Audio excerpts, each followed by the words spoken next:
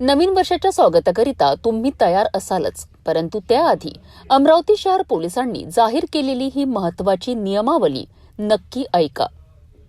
31 डिसेंबरच्या रात्री शहरात कोणत्याही प्रकारची जीवितहानी किंवा अपघात टाळण्याकरिता पोलीस आयुक्तालयाने कडक पावले उचलली आहेत। शहरात तब्बल 39 ठिकाणी नाकाबंदी करण्यात येणार असून सर्व उड्डाणपुलांवरनं वाहतुकीस बंदी असेल। लक्षात ठेवा, drunk and drive, stunt riding आणि भरधाव वेगाने वाहन चालवणाऱ्यांवर इंटरसेप्टर वाहनांद्वारे नजर ठेवली जाईल।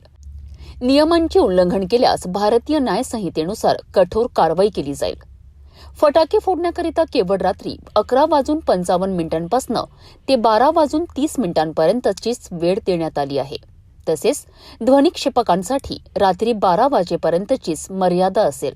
हॉटेल आणि लॉनमध्ये कोणत्याही कार्यक्रमासाठी पोलिसांची पूर्व परवानगी घेणे बंधनकारक आहे।